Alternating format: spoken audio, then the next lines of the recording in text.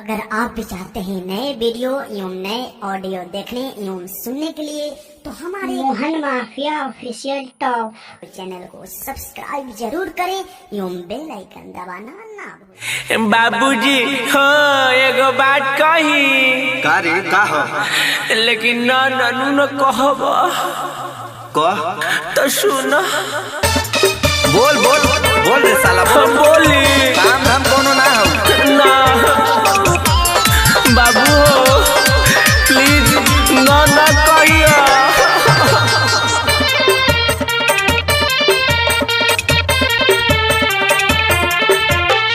दे दो न पापा जी हमके रुपैया का करबे से पाई दे दो न पापा जी हमके रुपैया कैमरा किन के लाइव हो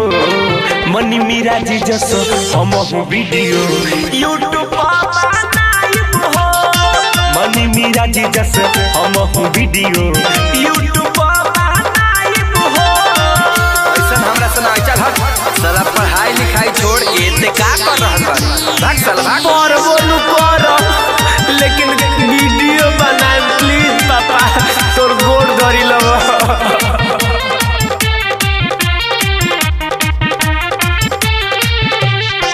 मिलियन मिलियन व्यू आई पैसा खूब कमाईब हो ओही से बाबूजी राउर सब श्रद्धा पुराईब हो ए पापा ना सुनो मिलियन मिलियन व्यूज आई पैसा खूब कमाईब हो ओही से बाबूजी राउर सब श्रद्धा पुराईब हो भाई के बनाईब अपन हीरोइनिया भाई के बनाईब अपन हीरोइनिया कॉमेडी वाला गीत गाइब हो मनी मीरा जी जस हम वीडियो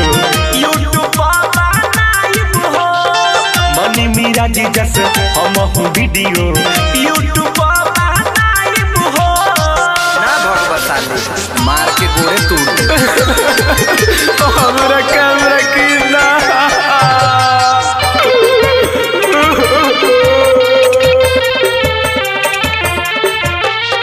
संजय प्रेमी सही पापा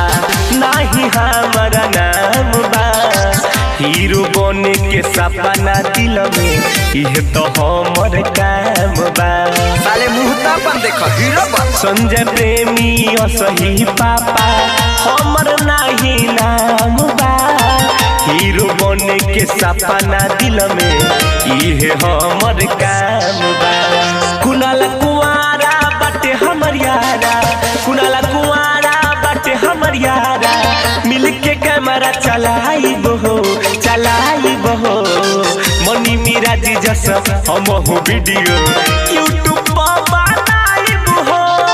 मनी मीरा जी जस हम वीडियो यूट्यूब पर बनाईब हो लेमी पैसा डिजिटल साला तोरा जो मर्जी हो वो कर 9304977188